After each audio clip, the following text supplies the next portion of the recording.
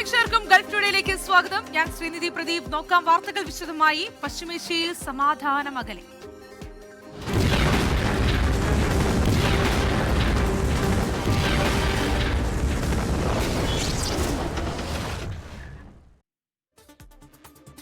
പശ്ചിമേഷ്യൻ യുദ്ധം അവസാനിപ്പിക്കാനുള്ള സമാധാന നീക്കങ്ങൾക്ക് കനത്ത തിരിച്ചടി.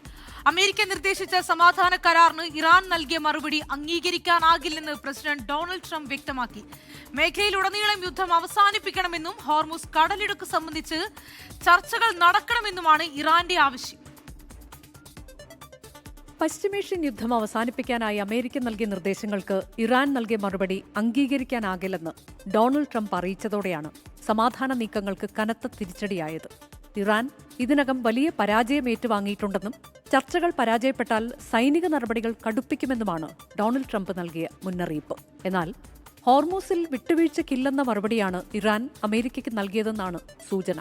മേഖലയിലുടനീളം പ്രത്യേകിച്ച് ലെബനോണിൽ അടക്കം യുദ്ധം അവസാനിപ്പിക്കണം, ഹോർമൂസ് കടലിടുക്ക് സംബന്ധിച്ച് ചർച്ചകൾ നടക്കണം തുടങ്ങിയ നിർദ്ദേശങ്ങളും ഇറാൻ അമേരിക്കയ്ക്ക് നൽകിയിട്ടുണ്ട്. രാജ്യാന്തര തലത്തിൽ ഉറപ്പുകൾ പാലിക്കപ്പെടണമെന്നും ഇറാൻ ആവശ്യപ്പെട്ടു. അതേസമയം നയതന്ത്ര ചർച്ച നടക്കുമ്പോഴെല്ലാം അമേരിക്ക സൈനിക നടപടിയെക്കുറിച്ച് ആലോചിക്കുകയാണെന്ന് ആരോപിച്ച് ഇറാൻ വിദേശകാര്യമന്ത്രി അബ്ബാസ് അരാക്ചി രംഗത്തെത്തി. അതിനിടെ ഹോർമൂസ് കടലിടുക്ക് പ്രതിസന്ധിക്കിടെ വീണ്ടും എണ്ണവില വർദ്ധിച്ചു. തിങ്കളാഴ്ച ബ്രന്റ് ക്രൂഡ് ഓയിൽ വില ബാരലിന് $3 ഉയർന്ന് $104.47 അതേസമയം ഗൾഫ് രാജ്യങ്ങളുമായുള്ള ബന്ധം ശക്തിപ്പെടുത്തുമെന്നും അമേരിക്കൻ സാമ്പത്തിക സഹായം പൂർണ്ണമായി അവസാനിപ്പിക്കാൻ തയ്യാറെടുക്കുകയാണെന്നും ഇസ്രായേൽ പ്രധാനമന്ത്രി CBC ന്യൂസിന് നൽകിയ അഭിമുഖത്തിൽ അറിയിച്ചു. International desk 24. യുഎഇയിലെ വിദ്യാഭ്യാസ സ്ഥാപനങ്ങളിൽ വീണ്ടും ക്ലാസ് റൂം പഠനം ആരംഭിച്ചു. മികച്ച അറ്റൻഡൻസ് ആണ് രേഖപ്പെടുത്തിയത്. വിദ്യാർത്ഥികളുടെ മാനസികാരോഗ്യം മെച്ചപ്പെടുത്താനുള്ള സെഷനുകളാണ് ആദ്യ ദിവസങ്ങളിൽ നടക്കുന്നത്.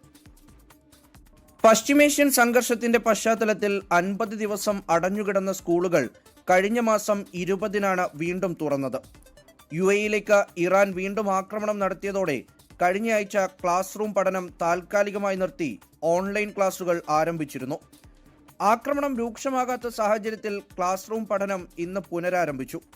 സുരക്ഷാ പരിശോധനകളൊക്കെയും പൂർത്തിയാക്കിയ ശേഷമായിരുന്നു വിദ്യാഭ്യാസ മന്ത്രാലയത്തിന്റെ തീരുമാനം. ദുബായ്, അബുദാബി സ്കൂളുകളിൽ മികച്ച അറ്റൻഡൻസ് ആണ് രേഖപ്പെടുത്തിയത്. സാധാരണ ദിവസം സ്കൂളിലെത്താറുള്ളത് പോലെ തന്നെ വിദ്യാർത്ഥികളെത്തി. വലിയ താൽപര്യത്തോടെയാണ് കുട്ടികൾ സ്കൂളിൽ തിരിച്ചെത്തിയതെന്ന് അധ്യാപകർ പറയുന്നു. വിദ്യാർത്ഥികളുടെ മാനസികാരോഗ്യം മെച്ചപ്പെടുത്താനുള്ള സെഷനുകൾ ആദ്യ ആഴ്ചയുണ്ടാകും. സ്പോർട്സ് ഉൾപ്പെടെയുള്ള ആക്ടിവിറ്റീസിന് പ്രാധാന്യം നൽകും. ചില സ്കൂളുകളിൽ ക്ലാസ് റൂം പഠനത്തിനൊപ്പം ഓൺലൈൻ പഠനവും തുടരുന്നുണ്ട്. വിദേശ സർവകലാശാലകളിലും ഹൈബ്രിഡ് രീതിയാണ് പിന്തുടരുന്നത്. 24 ദുബായ്. സൗദി അറേബ്യയിൽ ആഭ്യന്തര ഹജ്ജ് തീർത്ഥാടകർക്കായുള്ള ബുക്കിംഗ് ഫീസ് അടയ്ക്കുന്നതിനുള്ള സമയപരിധിയിൽ മന്ത്രാലയം മാറ്റം വരുത്തി. വെള്ളിയാഴ്ച മുതൽ രണ്ടാംഘട്ട നടപടികൾ ആരംഭിക്കാനിരിക്കെയാണ് പണം അടയ്ക്കാനുള്ള സമയം വെട്ടിക്കുറച്ചത്. അതേസമയം ഹജ്ജ് തീർത്ഥാടനത്തിനുള്ള ഒരുക്കങ്ങൾ ഊർജിതമായ പശ്ചാത്തലത്തിൽ മക്കയും ജിദ്ദയും ഉൾപ്പെടെയുള്ള പ്രധാന നഗരങ്ങളിലെ സ്കൂളുകൾക്ക് വ്യാഴാഴ്ച മുതൽ അവധി പ്രഖ്യാപിച്ചു. സ്വദേശികൾക്കും വിദേശ താമസക്കാർക്കും ആഭ്യന്തര ഹജ്ജ് ബുക്കിംഗ് ഉറപ്പാക്കാനായി അനുവദിച്ചിരുന്ന സമയപരിധിയിലാണ് മന്ത്രാലയം പുതിയ മാറ്റങ്ങൾ പ്രഖ്യാപിച്ചത്. ഈ വെള്ളിയാഴ്ച മുതൽ രണ്ടാംഘട്ട പേയ്മെന്റ് നടപടികൾ ആരംഭിക്കും. വെള്ളിയാഴ്ചയ്ക്ക് മുമ്പ് ബുക്ക് ചെയ്യുന്നവർക്ക് പണമടക്കാൻ 72 മണിക്കൂർ സമയം ലഭിക്കും. എന്നാൽ വെള്ളിയാഴ്ച മുതൽ ബുക്കിംഗ് നടത്തുന്നവർക്ക് വെറും 6 മണിക്കൂർ മാത്രമായിരിക്കും പണമടക്കാൻ സമയം അനുവദിക്കുക. നുസുക്ക് ആപ്പ് വഴി രജിസ്റ്റർ ചെയ്തവർക്ക് സദ്ദാദ് സംവിധാനത്തിലൂടെ പണമടയ്ക്കാനുള്ള സൗകര്യമുണ്ട്. കൂടുതൽ അപേക്ഷകർക്ക് അവസരം നൽകുന്നതിനും നടപടിക്രമങ്ങൾ വേഗത്തിലാക്കുന്നതിനുമാണ് മന്ത്രാലയത്തിന്റെ ഈ നീക്കം. നിശ്ചിത സമയപരിധി കഴിഞ്ഞാൽ ബുക്കിംഗ് റദ്ദാകും. അതേസമയം ഹജ്ജ് കർമ്മത്തിനായുള്ള തയ്യാറെടുപ്പുകൾ സജീവമായതോടെ മക്ക, മദീന, ജിദ്ദ, തായിഫ് എന്നീ 4 നഗരങ്ങളിലെ സ്കൂളുകൾക്ക് നേരത്തെ അവധി പ്രഖ്യാപിച്ചു. ഈ വരുന്ന വ്യാഴാഴ്ച പ്രവൃത്തി സമയം കഴിയുന്നതോടെ വിദ്യാർത്ഥികൾക്ക് പെരുന്നാൾ അവധി ആരംഭിക്കും. എന്നാൽ രാജ്യത്തെ മറ്റു ഭാഗങ്ങളിലെ സ്കൂളുകൾക്ക് ജൂൺ 9-നായിരിക്കും അവധി ആരംഭിക്കുക. തിരക്ക് നിയന്ത്രിക്കുന്നതിന്റെ ഭാഗമായി മക്കയിലെ ഹറമിനോട് ചേർന്നുള്ള സ്കൂളുകളിൽ പഠനം ഓൺലൈൻ സംവിധാനത്തിലേക്ക് മാറ്റിയിട്ടുണ്ട്. ഹജ്ജിന് ശേഷം ദുൽഹജ്ജ് 15-ന് തിങ്കളാഴ്ച എല്ലാ സ്കൂളുകളും പുനരാരംഭിക്കും. 24 ജിദ്ദ. ഹജ്ജ് കർമ്മങ്ങൾ ആരംഭിക്കാൻ ദിവസങ്ങൾ മാത്രം ബാക്കി നിൽക്കെ മക്കയിലെയും മദീനയിലെയും പുണ്യസ്ഥലങ്ങൾ സന്ദർശിക്കുന്ന തിരക്കിലാണ് തീർത്ഥാടകർ. ഹജ്ജ് വേളയിലെ കടുത്ത തിരക്കൊഴിവാക്കാൻ കർമ്മങ്ങൾ തുടങ്ങുന്നതിന് മുൻപ് തന്നെ പ്രധാന ചരിത്ര കേന്ദ്രങ്ങൾ കണ്ടു തീർക്കുകയാണ് ലക്ഷ്യം. മലയാളി തീർത്ഥാടകരും കൂട്ടത്തിലുണ്ട്. വിശുദ്ധ ഹജ്ജ് കർമ്മങ്ങൾക്ക് മുന്നോടിയായി പുണ്യഭൂമിയിലെത്തിയ തീർത്ഥാടകർ ഇപ്പോൾ ചരിത്ര കേന്ദ്രങ്ങളും പുണ്യസ്ഥലങ്ങളുമൊക്കെ സന്ദർശിക്കുകയാണ്. ഹജ്ജുമായി ബന്ധപ്പെട്ടതും അല്ലാത്തതുമായ ഒട്ടനവധി പുണ്യസ്ഥലങ്ങളും മസ്ജിദുകളുമാണ് മക്കയിലും പരിസര പ്രദേശങ്ങളിലുമുള്ളത്. വരും ദിവസങ്ങളിൽ തിരക്ക് വർദ്ധിക്കുന്നതിനാലാണ് കർമ്മങ്ങൾ ആരംഭിക്കുന്നതിന് മുമ്പ് തന്നെ ഈ സന്ദർശനം പൂർത്തിയാക്കുന്നതെന്ന് അൽ ഹിന്ദു ഗ്രൂപ്പിൽ ഹജ്ജിനെത്തിയ തീർത്ഥാടകർ പറഞ്ഞു. നമ്മുടെ ഇത്തവണത്തെ ഓൺഗോയിങ് ജിയോ പൊളിറ്റിക്കൽ ഇഷ്യൂ കാരണം വല്ലാത്ത ടെൻഷനിലാണ് ഞങ്ങൾ ഇവിടെ എത്തിയത്. പക്ഷെ ഞങ്ങൾ ഇവിടെ എത്തിയതിനു ശേഷം നമുക്ക് ഹറമിന്റെ തൊട്ടടുത്തുള്ള ക്ലോക്ക് ടവറിൽ തന്നെയാണ് നമുക്ക് താമസം കിട്ടിയത്. അതിനുശേഷം ഉംറ നിർവഹിച്ചതിന് ശേഷം ഞങ്ങൾ ഇന്ന് ചരിത്ര പ്രസിദ്ധമായിട്ടുള്ള പല മിന, മുസ്ദലിഫ, അതുപോലെയുള്ള സൗർ ഗുഹ, ഹിറ ഗുഹ, ഇങ്ങനെയുള്ള ഇതിന് ചുറ്റുവട്ടുള്ള ചരിത്രപ്രസിദ്ധമായ സ്ഥലങ്ങൾ സന്ദർശിക്കാനാണ് വന്നിരിക്കുന്നത്. മദീനയിലേക്ക് പോകുന്നതിന് മുന്നേ ആയിട്ട് ഞങ്ങൾ ചരിത്രപ്രസിദ്ധമായ സ്ഥലങ്ങളൊക്കെ സന്ദർശിക്കാനുള്ള അനുഗ്രഹവും കൂടെ ഞങ്ങൾക്ക് ഉണ്ടായിട്ടുണ്ട്. അതുപോലെ സൗദി ഗവൺമെന്റിന്റെ ഭാഗത്തു നിന്നും എല്ലാവിധ സൗകര്യങ്ങളും ഞങ്ങൾക്ക് ചെയ്തു തന്നിട്ടുണ്ട്. അറഫ, മിന, മുസ്ദലിഫ എന്നീ ഹജ്ജ് കേന്ദ്രങ്ങൾക്ക് പുറമെ ചരിത്ര പ്രധാനമായ സൗർ ഗുഹ, ഹിറ ഗുഹ തുടങ്ങിയ സ്ഥലങ്ങളും സന്ദർശകരുടെ പ്രധാന ലക്ഷ്യസ്ഥാനങ്ങളാണ്. ഹജ്ജിന്റെ ഏറ്റവും പ്രധാന ചടങ്ങായ അറഫ സംഗമത്തിന്റെ സമയത്ത് വിശാലമായ അറഫ മൈതാനത്തോ ജബലുർ റഹ്മ മലയിലോ സമാധാനത്തോടെ സന്ദർശനം നടത്തുക പ്രയാസകരമാണ്. അതുകൊണ്ട് തന്നെ അറഫയിൽ ഇപ്പോൾ തന്നെ പല തീർത്ഥാടകരും സന്ദർശനം നടത്തുന്നു. അറഫ ദിനത്തിന്റെ അന്ന് ഈ ജബലുർ റഹ്മയും ഇതിന്റെ പരിസര പ്രദേശങ്ങളും എവിടെയാണ് എന്ന് നമുക്ക് കാണാൻ കഴിയില്ല. അതുകൊണ്ടാണ് നമ്മളെ ഈ തീർത്ഥാടകർക്ക് ഇങ്ങനെ ഒരു സൗകര്യം ചെയ്തു കൊടുക്കുന്നത്. മക്കയ്ക്ക് പുറമെ മദീനയിലെ പുണ്യസ്ഥലങ്ങളും ചരിത്ര കേന്ദ്രങ്ങളും സന്ദർശിച്ചാണ് തീർത്ഥാടകർ മടങ്ങുന്നത്. 5-6 ദിവസങ്ങൾ മാത്രമാണ് ഹജ്ജ് കർമ്മങ്ങൾ നീണ്ടു നിൽക്കുന്നത്. എന്നാൽ ബാക്കിയുള്ള ദിവസങ്ങളിൽ തീർത്ഥാടകർ ഇത്തരം പുണ്യസ്ഥലങ്ങളും ചരിത്ര സ്ഥലങ്ങളും സന്ദർശിക്കുകയാണ് ചെയ്യുക. അറഫയിൽ നിന്നും ജലീൽ കണ്ണമംഗലം, 24.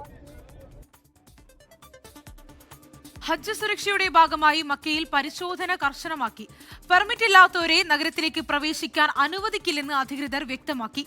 മക്കയിലേക്കുള്ള പ്രവേശന കവാടങ്ങളിലും നഗരത്തിനുള്ളിലെ വിവിധ പോയിന്റുകളിലും സുരക്ഷാ ഉദ്യോഗസ്ഥരെ വിന്യസിച്ചിട്ടുണ്ട്. മക്കയിലും പരിസര പ്രദേശങ്ങളിലും പഴുതടച്ച സുരക്ഷാ പരിശോധനയാണ് നിലവിൽ നടക്കുന്നത്. ഹജ്ജ് കർമ്മങ്ങൾ അവസാനിക്കുന്നതുവരെ അനധികൃതമായി ഒരാൾ പോലും മക്കയിലേക്ക് പ്രവേശിക്കുന്നില്ലെന്ന് ഉറപ്പാക്കുകയാണ് ലക്ഷ്യം. മക്കയിലേക്കുള്ള അതിർത്തി കവാടങ്ങളിൽ ഓരോ വാഹനവും സൂക്ഷ്മമായ പരിശോധനയ്ക്ക് ശേഷമാണ് കടത്തിവിടുന്നത്. തീർത്ഥാടകരുടെ നുസുക്ക് കാർഡും ഹജ്ജ് പെർമിറ്റും വിവിധയിടങ്ങളിൽ സ്കാൻ ചെയ്ത് ഉറപ്പുവരുത്തുന്നുണ്ട്. മുൻ വർഷങ്ങളിൽ നിന്ന് വ്യത്യസ്തമായി ഇത്തവണ ഹറം പള്ളിയുടെ മുറ്റത്തേക്ക് പ്രവേശിക്കാൻ പോലും കൃത്യമായ പെർമിറ്റ് പരിശോധനയുണ്ട്. പരിശോധന കർശനമാക്കിയത് തിരക്ക് നിയന്ത്രിക്കാനും പെർമിറ്റുള്ള തീർത്ഥാടകർക്ക് സമാധാനപരമായി കർമ്മങ്ങൾ പൂർത്തിയാക്കാനും വലിയ സഹായമാകുന്നുണ്ട്.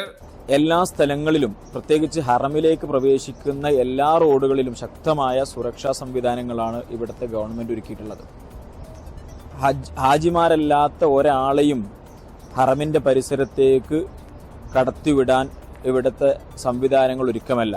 എന്ന് പറഞ്ഞാൽ ഹജ്ജിന് വരുന്ന എല്ലാ ഹാജിമാർക്കും അവരുടെ തവാഫും സഅയും അവരുടെ എല്ലാ കർമ്മങ്ങളും വളരെ നല്ല രൂപത്തിൽ ചെയ്യാനുള്ള സംവിധാനങ്ങൾ ഇവിടെ ഒരുക്കിയിട്ടുണ്ട്. നിയമം ലംഘിച്ച് മക്കയിലേക്ക് കടക്കുന്നവർക്കും അവർക്ക് സഹായം നൽകുന്നവർക്കും എതിരെ വിട്ടുവീഴ്ചയില്ലാത്ത നടപടിയുണ്ടാകും. 1 ലക്ഷം റിയാൽ വരെ പിഴയും 6 മാസം വരെ തടവുമാണ് ശിക്ഷ. കൂടാതെ വിദേശികളെ നാടുകടത്തുകയും പിന്നീട് സൗദിയിൽ പ്രവേശിക്കുന്നതിന് 10 വർഷത്തെ വിലക്കേർപ്പെടുത്തുകയും ചെയ്യും. മക്കയിലെ പ്രവാസികളും മറ്റും താമസിക്കുന്ന കെട്ടിടങ്ങളിലും പരിശോധന തുടരുകയാണ്. മക്കയിൽ താമസിക്കാൻ ഹജ്ജ് പെർമിറ്റോ അല്ലെങ്കിൽ മക്കയിൽ ജോലി ചെയ്യാനുള്ള പ്രത്യേക അനുമതിയോ നിർബന്ധമാണെന്ന് അധികൃതർ ആവർത്തിച്ചു വ്യക്തമാക്കി. മക്കയിൽ നിന്നും ജലീൽ കണ്ണമംഗലം, 24. ബലിപ്പെരുന്നാൾ അടുത്തിരിക്കെ ഓൺലൈൻ ഓഫർ തട്ടിപ്പിനെതിരെ മുന്നറിയിപ്പുമായി ദുബായ് പോലീസ്. യാത്രാ ടിക്കറ്റ് മുതൽ ഡ്രസ് വരെ വ്യാജ ഓഫർ നൽകി പണം തട്ടാൻ ശ്രമം ഉണ്ടാകുമെന്നാണ് മുന്നറിയിപ്പ്. വ്യക്തിഗത അക്കൗണ്ടുകളിലേക്ക് പണം കൈമാറി ഷോപ്പിംഗ് നടത്തരുതെന്നും മുന്നറിയിപ്പുണ്ട്. ഗൾഫ് രാജ്യങ്ങളിൽ ഏറ്റവും കൂടുതൽ ഷോപ്പിംഗ് നടക്കുന്നത് ബലിപെരുന്നാൾ സമയത്താണ്. ഈ സമയത്ത് തന്നെയാണ് കൂടുതൽ തട്ടിപ്പുകാർ പുറത്തിറങ്ങുന്നതും. ഓഫറുകൾ വഴി ഉപഭോക്താക്കളെ വലയിലാക്കുന്നതാണ് ഇവരുടെ രീതി. വിമാന ടിക്കറ്റ് ബുക്കിംഗ്, വസ്ത്രവ്യാപാരം, ഇലക്ട്രോണിക് സാധനങ്ങളുടെ വിൽപ്പന തുടങ്ങി എന്തിലും ഏതിലും തട്ടിപ്പ് നടക്കാറുണ്ട്. ഓൺലൈൻ ഓഫറുകൾ ഒരുക്കി ഉപഭോക്താക്കളുമായി അടുക്കും, ശേഷം പണം തട്ടും. മിക്കപ്പോഴും ഇത്തരത്തിൽ ബുക്ക് ചെയ്യുന്ന സാധനങ്ങളോ സേവനങ്ങളോ ഉപഭോക്താക്കൾക്ക് ലഭിക്കാറില്ല. അഥവാ കിട്ടിയാലും ഓൺലൈനിൽ കാട്ടിയിരിക്കുന്നതിൽ നിന്ന് വിഭിന്നമായി ഗുണമേന്മയില്ലാത്തവയാകും ലഭിക്കുക. അതിവേഗം അവസാനിക്കുന്ന ഡീലുകളെയും കരുതിയിരിക്കണമെന്ന് ദുബായ് പോലീസ് പറയുന്നു. ഡീൽ അവസാനിച്ചു കഴിഞ്ഞാൽ ഈ സൈറ്റുകൾ അപ്രത്യക്ഷമാകും. അതിനുള്ളിൽ തട്ടിപ്പുകാർ വലിയ സംഖ്യ കീശയിലാക്കിയിരിക്കും. ഓൺലൈൻ അക്കൗണ്ടുകളുടെ ആധികാരികത എപ്പോഴും പരിശോധിക്കണമെന്ന് പോലീസ് മുന്നറിയിപ്പ് നൽകുന്നു. ഓർഡർ നൗ ലിങ്കുകളിൽ ക്ലിക്ക് ചെയ്യുമ്പോഴും സൂക്ഷ്മത പാലിക്കണം. വ്യക്തികളുടെ അക്കൗണ്ടുകളിലേക്ക് പണം നൽകി ഷോപ്പിംഗ് നടത്തരുതെന്നും മുന്നറിയിപ്പുണ്ട്. 24 ദുബായ്. കേരളത്തിൽ UDFന്റെ തിളക്കമാർന്ന വിജയത്തിൽ ജിദ്ദ KMCC വിജയാരവം സംഘടിപ്പിച്ചു. വെള്ളിയാഴ്ച നടന്ന പരിപാടിയിൽ 100 കണക്കിന് പ്രവർത്തകർ പങ്കെടുത്തു. പരിപാടിയോടനുബന്ധിച്ച് പ്രതീകാത്മക പ്രകടനം, പായസ വിതരണം, ഗാനമേള തുടങ്ങിയവയും സംഘടിപ്പിച്ചു. World KMCC president KP Muhammad Kutty ഉദ്ഘാടനം ചെയ്തു. CK റസാഖ് മാസ്റ്റർ അധ്യക്ഷനായിരുന്നു. ഒരു വർഷത്തിനുള്ളിൽ ദുബായ് വിമാനത്താവളത്തിലെ റെഡ് കാർപ്പറ്റ് സേവനം ഉപയോഗിച്ചത് 8 ലക്ഷം യാത്രക്കാരാണ്.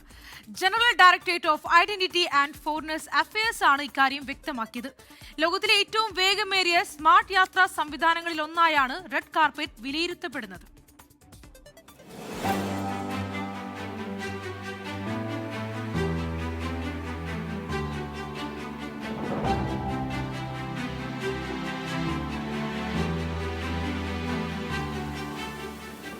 ആർട്ടിഫിഷ്യൽ ഇന്റലിജൻസും ബയോമെട്രിക് സാങ്കേതിക വിദ്യയും സംയോജിപ്പിച്ച റെഡ് കാർപ്പറ്റ് സംവിധാനം പാസ്പോർട്ടോ മറ്റ് യാത്രാരേഖകളോ കാണിക്കാതെ തന്നെ യാത്രക്കാർക്ക് ഏതാനും സെക്കൻഡുകൾക്കുള്ളിൽ അറൈവൽ ഡിപ്പാർച്ചർ നടപടികൾ പൂർത്തിയാക്കാൻ സഹായിക്കുന്നതാണ്. 2026 ഏപ്രിൽ അവസാനം വരെയുള്ള കണക്കുകൾ പ്രകാരം അർഹരായ യാത്രക്കാരിൽ 83% പേരും ഈ സേവനം ഉപയോഗിച്ചത് ഡിജിറ്റൽ യാത്രാ സംവിധാനത്തിലേക്കുള്ള വിശ്വാസം വർദ്ധിക്കുന്നതിന്റെ തെളിവാണെന്ന് അധികൃതർ ചൂണ്ടിക്കാട്ടുന്നു. യാത്രാ നടപടികൾ പൂർത്തിയാക്കാൻ മുൻപ് 12.5 സെക്കൻഡ് എടുത്തിരുന്നുവെങ്കിൽ റെഡ് കാർപ്പറ്റ് സംവിധാനത്തിലൂടെ അത് വെറും 3.4 സെക്കൻഡായി ചുരുങ്ങി. അതായത് 60% സമയലാഭമാണ് കൈവരിച്ചത്. ഒരു സമയം ഒരാൾ എന്ന രീതിയിൽ നിന്ന് 10 യാത്രക്കാരെ ഒരുമിച്ച് പ്രോസസ് ചെയ്യാൻ കഴിയുന്ന സംവിധാനമായും പദ്ധതി വികസിച്ചുവെന്ന് ജനറൽ ഡയറക്ടറേറ്റ് വ്യക്തമാക്കി. മുൻപ് ആവശ്യമായിരുന്ന 2 യാത്രാരേഖകളുടെ ആവശ്യകത പൂർണ്ണമായും ഒഴിവാക്കുകയും എല്ലാ കോണ്ടാക്ട് പോയിന്റുകളും ഇല്ലാതാക്കുകയും ചെയ്തതിലൂടെ പ്രവർത്തന മികവിലും ഡിജിറ്റൽ ഏകീകരണത്തിലും വലിയ മുന്നേറ്റമാണ് കൈവരിച്ചത്. റെഡ് കാർപ്പറ്റ് ഒരു സാങ്കേതിക നവീകരണം മാത്രമല്ലെന്നും ദുബായിയുടെ ആഗോള കാഴ്ചപ്പാടിനെ പ്രതിഫലിപ്പിക്കുന്ന സമഗ്ര യാത്രാനുഭവമാണെന്നും GDRFA ദുബായ് മേധാവി ലഫ്റ്റനന്റ് ജനറൽ മുഹമ്മദ് അഹമ്മദ് അൽ മർരി പറഞ്ഞു. വേഗത മാത്രമല്ല ലക്ഷ്യം, വിശ്വാസവും ആദരവും അതിഥി സൽക്കാരവും ഉൾക്കൊള്ളുന്ന യാത്രാനുഭവം സൃഷ്ടിക്കലാണ് ഈ പദ്ധതിയുടെ പ്രധാന ലക്ഷ്യമെന്നും അദ്ദേഹം കൂട്ടിച്ചേർത്തു. 24 ദുബായ്. നിയമസഭാ തെരഞ്ഞെടുപ്പിലെ UDFനുണ്ടായ ഉജ്ജ്വല വിജയത്തിൽ ജിദ്ദ ഏറനാട് മണ്ഡലം KMCC ആഘോഷ പരിപാടി സംഘടിപ്പിച്ചു. ജിദ്ദ മലപ്പുറം ജില്ലാ KMCC പ്രസിഡന്റ് ഇസ്മായിൽ മുണ്ടുപറമ്പ് പരിപാടി ഉദ്ഘാടനം ചെയ്തു. സുൽഫിക്കർ ഒതായി അധ്യക്ഷനായിരുന്നു. നാണി ഇസ്ഹാഖ്, അഷ്റഫ് മുല്ലപ്പള്ളി തുടങ്ങിയവർ സംസാരിച്ചു. ജിദ്ദയിലെ പ്രമുഖ ഗായകർ പങ്കെടുത്ത ഗാനസന്ധ്യ ശ്രദ്ധേയമായി. UAEയിലെ സമ്പന്നരായ വിദേശികളുടെ പട്ടിക പ്രസിദ്ധീകരിച്ച് ഹോപ്സ് Middle East. Lulu group chairman MA Yusuff അലിയാണ് പട്ടികയിൽ ഏറ്റവും സമ്പന്നനായ മലയാളി. $5.8 ബില്യൺ MA യൂസഫ് അലിയുടെ ആസ്തി. ആകെ പട്ടികയിൽ യൂസഫ് അലി 6ാം സ്ഥാനത്താണ്. ലോകത്തിലെ ഏറ്റവും വലിയ ക്രിപ്റ്റോ കറൻസി എക്സ്ചേഞ്ചറായ ബിനാൻസ് സ്ഥാപകൻ ചാങ് പെങ് ഷാവോയാണ് പട്ടികയിൽ മുന്നിൽ. $110 ബില്യൺ ആസ്തി. ഗൗതം അദാനിയുടെ മൂത്ത സഹോദരൻ വിനോദ് അദാനിയാണ് പട്ടികയിൽ 2ാമത്. ഇന്ത്യക്കാരായ 9 പേരാണ് പട്ടികയിൽ ഇടം നേടിയത്. തിരികെ വാർത്തകളിലേക്ക്. മില്യൺ മലയാളി ക്ലബിൽ അംഗമായി നടനും അവതാരകനുമായ മിഥുൻ രമേശ്. ദുബായിലാണ് മിഥുൻ മില്യൺ മലയാളി ക്ലബിന്റെ ഭാഗമായത്. സാമൂഹിക പ്രതിബദ്ധതയുള്ള 24ന്റെ ഇടപെടലിനെ മിഥുൻ അഭിനന്ദിച്ചു. ആഗോള മലയാളികളെ ഒരു കുടക്കീഴിലെത്തിച്ച് പരസ്പര സഹായം ഉറപ്പാക്കുന്ന 24ന്റെ മില്യൺ മലയാളി ക്ലബിന് ഗൾഫ് രാജ്യങ്ങളിലും വലിയ പിന്തുണയാണ് ലഭിക്കുന്നത്. നടനും അവതാരകനുമായ മിഥുൻ രമേശ് മില്യൺ ക്ലബിൽ ഭാഗമായി. സഹായം ആവശ്യമുള്ളവരെയും സഹായിക്കാൻ മനസ്സുള്ളവരെയും ഒരേ പ്ലാറ്റ്ഫോമിലെത്തിക്കുന്ന 24നെ മിഥുൻ അഭിനന്ദിച്ചു. ഇതിന്റെ ഏറ്റവും വലിയൊരു കാര്യം എന്താണെന്ന് വെച്ചാൽ ലോകമെമ്പാടുമുള്ള ആൾക്കാർക്ക് ഒരാവശ്യം വന്നാലേ അങ്ങോട്ടും ഇങ്ങോട്ടും സഹായിക്കാൻ പറ്റുന്ന ഒരു പ്ലാറ്റ്ഫോം ഉണ്ടാക്കി എന്നുള്ളതാണ് ഇതിനകത്തുള്ള ഏറ്റവും വലിയ കാര്യം. അടുത്ത പുതിയ മന്ത്രിസഭയും കൂടി വന്നു കഴിയുമ്പോൾ അതിന് ഒരുപാട് MLA-മാര് ഇപ്പോൾ ഓൾറെഡി ഇതിൽ ജോയിൻ ചെയ്തിരിക്കുന്ന സ്ഥിതിക്ക് അവരവരുടെ മണ്ഡലങ്ങളിലുള്ള കാര്യങ്ങൾ, ഡെവലപ്മെന്റൽ ആയിട്ടുള്ള കാര്യങ്ങൾക്കൊക്കെ മില്യൺ മലയാളി ക്ലബ്ബ് ഉപയോഗിക്കാവുന്നതാണ്. ഏകദേശം എല്ലാ MLA-മാരും ഇപ്പോൾ മില്യൺ മലയാളി ക്ലബിന്റെ ഭാഗമാണ്. ചാരിറ്റി ഇടപാടുകൾ സുതാര്യമാകണം. അതിൽ MMC മാതൃകയാണ്. ഈ ചാരിറ്റി എന്ന് പറഞ്ഞു കഴിഞ്ഞാൽ പിന്നെ നമുക്ക് അതിനകത്തൊരു കണക്ക് കറക്റ്റ് അല്ലെങ്കിൽ ഭയങ്കര പ്രശ്നമാണ്. കാരണം എല്ലാവരും സ്വന്തമായിട്ട് ഹാർഡ് ഏൺഡ് മണി തന്നെയാണല്ലോ ആ ചാരിറ്റിക്ക് കൊടുക്കുന്നത്. അപ്പോൾ ആ ചാരിറ്റി പണം കറക്റ്റായിട്ട് എത്തണം. അല്ലാതെ ഇതിന് വേണ്ടിയിട്ട് നടുക്ക് നിൽക്കുന്ന ആൾക്കാരുടെ കീശ വെറുപ്പിക്കാൻ ആവരുത് എന്ന് എപ്പോഴും ചിന്തിക്കുന്ന ഒരാളാണ് ഞാൻ. 1-2 പേര് മോശമായിട്ട് ചെയ്യുന്നത് കാരണം പലപ്പോഴും അതിന്റെ വിശ്വാസ്യത കുറഞ്ഞു വരും. അപ്പൊ അങ്ങനെ വരാതിരിക്കാൻ ഇത്തരത്തിലുള്ള കൂട്ടായ്മകൾ ഭയങ്കരമായിട്ട് കൂടാൻ. MMC ആപ്ലിക്കേഷൻ മറ്റു രാജ്യങ്ങളിലും തരംഗമാവുകയാണ്. ദിനംപ്രതി 100 കണക്കിന് ആളുകളാണ് മില്യൺ മലയാളി ക്ലബിന്റെ ഭാഗമാകുന്നത്. 24 ദുബായ്. ഹാൻഡ വൈറസ് വ്യാപിച്ച MV ഹോണ്ടിയസ് ക്രൂസിലെ ഒരു യാത്രക്കാരനു കൂടി രോഗം സ്ഥിരീകരിച്ചു. കപ്പലിൽ നിന്ന് ഒഴിപ്പിച്ച അമേരിക്കൻ പൗരനാണ് രോഗം സ്ഥിരീകരിച്ചത്. അതേസമയം യാത്രക്കാരെ ഒഴിപ്പിക്കുന്ന നടപടികൾ അവസാന ഘട്ടത്തിലേക്ക് കടന്നു. കപ്പലിലുണ്ടായിരുന്ന 2 ഇന്ത്യക്കാരെ നെതർലാൻഡ്സിലേക്ക് മാറ്റി. ഹാൻഡ വൈറസ് വ്യാപിച്ച ഡച്ച് ക്രൂയിസ് MV ഹോണ്ടിയാസിൽ നിന്നും യാത്രക്കാരെ ഒഴിപ്പിക്കുന്നത് അവസാന ഘട്ടത്തിലേക്ക് കടക്കുന്നതിനിടെയാണ് കപ്പലിലുണ്ടായിരുന്ന US പൗരന്മാരിൽ ഒരാൾക്കുകൂടി രോഗം സ്ഥിരീകരിച്ചത്. കപ്പലിലുണ്ടായിരുന്ന 17 US പൗരന്മാർക്ക് നടത്തിയ പരിശോധനയ്ക്കിടെ ഒരാൾക്ക് ആൻഡീസ് വൈറസിന്റെ PCR ടെസ്റ്റ് പോസിറ്റീവ് ആവുകയായിരുന്നു. യാത്രക്കാരിൽ ഒരാൾക്കുകൂടി നേരിയ തോതിൽ രോഗലക്ഷണമുണ്ടെന്നും US ആരോഗ്യവകുപ്പ് അറിയിച്ചു. ഇതോടെ രോഗം സ്ഥിരീകരിച്ച യാത്രക്കാരുടെ എണ്ണം 9 ആയി. അതേസമയം യാത്രക്കാരെ വഹിച്ചുകൊണ്ടുള്ള ചാർട്ടേഡ് വിമാനങ്ങൾ അതത് രാജ്യങ്ങളിലേക്ക് എത്തിത്തുടങ്ങി. 20 രാജ്യങ്ങളിൽ നിന്നുള്ള 150ഓളം യാത്രക്കാരാണ് കപ്പലിലുണ്ടായിരുന്നത്. വിമാനയാത്രയ്ക്കിടെ ഫ്രഞ്ച് യാത്രക്കാരിൽ ഒരാൾക്ക് രോഗലക്ഷണങ്ങൾ കണ്ടതായി ഫ്രാൻസും സ്ഥിരീകരിച്ചിട്ടുണ്ട്. ഒഴിപ്പിക്കുന്ന എല്ലാ യാത്രക്കാരെയും ആശുപത്രിയിലേക്ക് മാറ്റും. ഇവർക്ക് 72 മണിക്കൂർ ആശുപത്രി ഐസൊലേഷനും ഏർപ്പെടുത്തും. ആശുപത്രി നിരീക്ഷണത്തിന് ശേഷം യാത്രക്കാർക്ക് 42 ദിവസത്തെ ഹോം ക്വാറന്റൈൻ വേണമെന്ന് ലോകാരോഗ്യ സംഘടന നിർദ്ദേശിച്ചിട്ടുണ്ട്. അതിനിടെ കപ്പലിലുണ്ടായിരുന്ന 2 ഇന്ത്യക്കാരെ നെതർലാൻഡ്സിലേക്ക് മാറ്റിയിട്ടുണ്ടെന്നും ഇവർക്ക് രോഗലക്ഷണങ്ങളില്ലെന്നും മാഡ്രിഡിലെ ഇന്ത്യൻ എംബസി അധികൃതർ അറിയിച്ചു. ഡച്ച് ദമ്പതികളും ഒരു ജർമ്മൻ പൗരനുമടക്കം കപ്പലിലുണ്ടായിരുന്ന 3 പേരാണ് ഇതുവരെ ഹാൻഡ വൈറസ് ബാധിച്ചു മരിച്ചത്. കപ്പലിൽ വ്യാപിച്ച ഹാൻഡ വൈറസിന്റെ ആന്റീസ് വിഭാഗം മനുഷ്യരിൽ നിന്ന് മനുഷ്യരിലേക്ക് വ്യാപിക്കുന്നതാണെന്നാണ് ആരോഗ്യ വിദഗ്ധർ ചൂണ്ടിക്കാട്ടുന്നത്. International desk 24. പശ്ചിമേഷ്യൻ സംഘർഷത്തിന്റെ പശ്ചാത്തലത്തിൽ ജനങ്ങളോട് നിർദ്ദേശങ്ങളുമായി പ്രധാനമന്ത്രി നരേന്ദ്രമോദി. വർക്ക് ഫ്രം ഹോം രീതിക്ക് പ്രാധാന്യം നൽകുക, പൊതുഗതാഗതം ഉപയോഗപ്പെടുത്തുക, സ്വർണം വാങ്ങൽ കുറയ്ക്കുക തുടങ്ങിയ നിർദ്ദേശങ്ങളാണ് പ്രധാനമന്ത്രി മുന്നോട്ടുവച്ചത്. സ്വയം രക്ഷപ്പെടാൻ ജനങ്ങളോട് ഉത്തരവാദിത്തം അടിച്ചേൽപ്പിക്കുന്നെന്ന വിമർശനവുമായി ലോക്സഭാ പ്രതിപക്ഷ നേതാവ് രാഹുൽ ഗാന്ധി രംഗത്തെത്തി. ആഗോളതലത്തിൽ നേരിടുന്ന പ്രതിസന്ധികളെയും വെല്ലുവിളികളെയും നേരിടാൻ ജനങ്ങളുടെ കൂട്ടായ പങ്കാളിത്തത്തിന് പ്രധാനമന്ത്രി നരേന്ദ്രമോദി അഭ്യർത്ഥിച്ചു. पेट्रोल डीजल इतना ज्यादा महंगा हो गया है, पहले से कई गुना ज्यादा कीमतें बढ़ गई है, तो हम सबका दायित्व है पेट्रोल डीजल बचाकर हमें वो मुद्रा भी बचानी है. പെട്രോളിയം ഉൽപ്പന്നങ്ങളുടെ ഉപഭോഗം കുറയ്ക്കുന്നതിനും വിദേശ നാണ്യ കരുതൽ ശേഖരം സംരക്ഷിക്കുന്നതിനുമുള്ള നടപടികൾ സ്വീകരിക്കണമെന്ന് പ്രധാനമന്ത്രി ആവശ്യപ്പെട്ടു. പെട്രോൾ, ഡീസൽ എന്നിവയുടെ ഉപഭോഗം കുറയ്ക്കുന്നതിനായി മെട്രോ ട്രെയിനുകൾ അടക്കം പൊതുഗതാഗത സംവിധാനങ്ങൾ ഉപയോഗിക്കണം. ചരക്ക് നീക്കത്തിനായി റെയിൽവേക്ക് മുൻഗണന നൽകണം.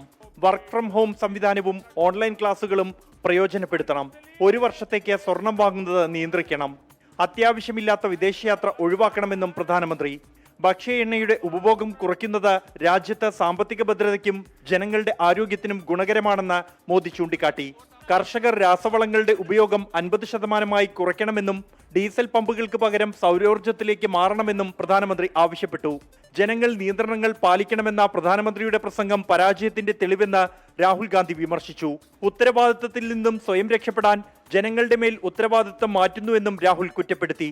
24 ഡൽഹി. യുദ്ധം അങ്ങ് പശ്ചിമേഷ്യയിലാണെങ്കിലും പാലക്കാട് മുതലമട മാംഗോ സിറ്റിയിലെ കർഷകർക്ക് കണ്ണീരാണ്. യുദ്ധം കാരണം മാങ്ങയുടെ കയറ്റുമതി 5-1 കുറഞ്ഞു. ഇന്ത്യൻ വിപണിയിലും മാങ്ങയുടെ വിലയിടിഞ്ഞു.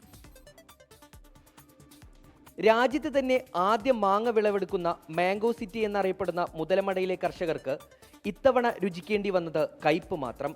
കാലാവസ്ഥയും മറ്റു സാഹചര്യങ്ങളും അനുകൂലമായപ്പോൾ പശ്ചിമേഷ്യൻ സംഘർഷം തിരിച്ചടിയായി. പ്രതിദിനം 10 ടൺ വരെ മാങ്ങ ഗൾഫ് രാജ്യങ്ങളിലേക്കുൾപ്പെടെ കയറ്റുമതി ചെയ്തിരുന്ന മുതലമടയിൽ ഇക്കുറി അത് 5-ൽ 1 കുറഞ്ഞു. ഗൾഫ് രാജ്യങ്ങളിലെ വിപണി സ്തംഭിച്ചതും വിമാന നിരക്ക് കുത്തനെ ഉയർന്നതും ബാധിച്ചു. കയറ്റുമതി കുറഞ്ഞതോടെ ടൺ കണക്കിന് മാങ്ങ മാംഗോ സിറ്റിയിൽ കെട്ടിക്കിടക്കാൻ തുടങ്ങി. ഇന്ത്യൻ വിപണിയിൽ വില കുറഞ്ഞതും വലിയ തിരിച്ചടിയായെന്ന് കർഷകർ പറഞ്ഞു. ഇപ്പോൾ എക്സ്പോർട്ട് കൊണ്ട് മൊത്തം മാങ്ങയും നമ്മുടെ മാർക്കറ്റിലേക്ക്, ഇന്ത്യൻ മാർക്കറ്റിലേക്ക് പോയപ്പോൾ വളരെ വില ഇടിഞ്ഞു.